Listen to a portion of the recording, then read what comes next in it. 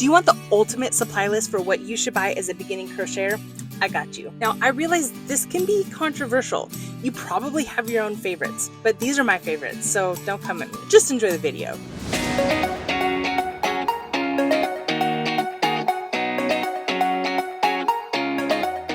I decided to come to Joann because it's my favorite place to shop, and I wanted to see how our local Joann was looking. Let's start off with yarn. I'll show you a few of my recommendations, and then I'll show you some to not start with. These are my opinions and what I suggest, so take it with a grain of salt. It's not that you can't start with more advanced yarn, but these will just be an easier start.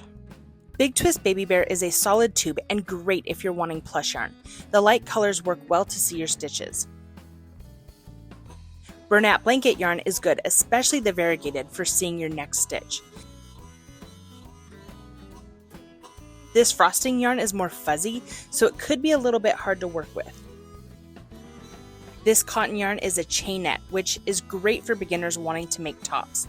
The yarn won't separate and the hollow core will create lightness, which is great for the summer shirts that you'd like to wear.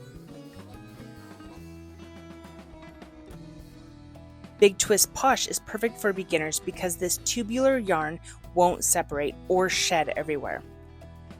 Woobles is an excellent choice for beginners because it is specially made with new crocheters in mind. My only issue with this yarn is that it's super expensive. All of these value yarns are a good option. Just be careful because the strands have multiple strands of yarn twisted together, and so they can separate, which can cause you to go into the wrong place and it can get confusing. These yarns are so pretty, but they tend to separate, and for beginners that can be hard, especially kids. It's very confusing to not know where the stitches are supposed to be and where our hooks are supposed to go. The fuzzy and furry yarn is an absolute no. I remember trying to use something like this as a beginner and being so frustrated. There are seasoned crocheters who also shy away from these yarns because of the difficulty to use. I understand that black yarn is controversial. However, as a beginner who is trying to learn where stitches are and what stitches look like, black is just hard to see with. Even as an advanced crocheter, I usually work with black yarn during the day with good lighting, just so that it's easier. Again, it's not that you can't use it, we're just making it easier for beginners. These clover hooks can be found at most box stores, and they really are nice hooks. They are comfortable to hold and glide smoothly through projects. These Susan Bates metal hooks are a fine option too. The metal glides very smoothly through projects. These offer a grippy handle to help our hands, and that's nice too.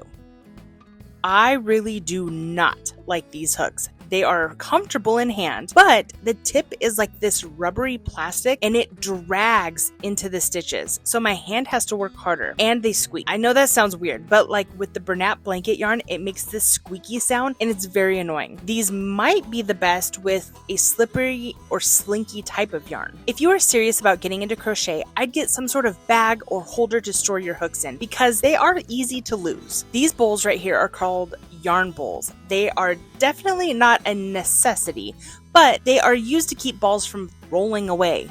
These are tapestry needles and they are used to weave in your ends. I 100% would not buy the plastic ones.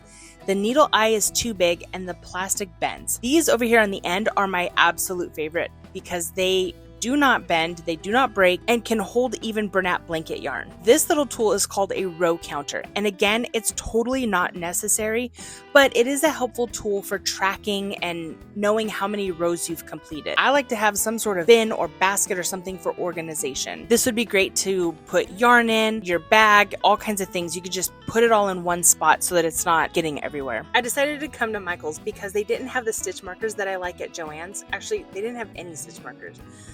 They must have sold out of them. So we're gonna come to Michael's, see the stitch markers here, just so that I can show you like the different options and show you my favorite. So here we go. Okay, so they have so many options for stitch markers, and I'm sure it's personal preference, but these ones are my total favorite. They're easy to open because they're bigger, which is also good for bulky yarn. These other options are probably great too if you're working with smaller yarn. These are the very first ones that I ever bought, and they are super fiddly when trying to snap them shut. They'd be better for a knitting project, I think. If you get into making things that have to be a specific size, then a gauge swatch is a helpful tool. Last but not least, scissors. Any kind will do. Maybe determine what size bag you'll store your supplies in and buy scissors accordingly. I'm sorry, we had to do this one as a voiceover. They were playing music in there and I didn't want to get copyrighted on my YouTube video. So that's why we had to do it that way. Also, since the news came out that all of the Joann stores are closing, my Joann's was packed. There were so many people in there. And so I didn't want to just be walking around filming and all of that. On a little side note, if you are wondering kind of where Joann's is sitting, everything at my store was about somewhere between 10 and 30% off. The yarn was 25% off. A lot of the like kids craft things were 20%. The baking section, there was most of that was about 10% off. So if you are wanting to get some good deals and all of that, that might be I don't know, worth it to you to go or not, or at least go check it out. If you like our videos, please like and subscribe. We are planning on putting out more videos that kind of relate to crochet and how to crochet for beginners, things like that. And we would like for you to stick around and hang out with us and have some fun over here on our channel, and we'll see you next time.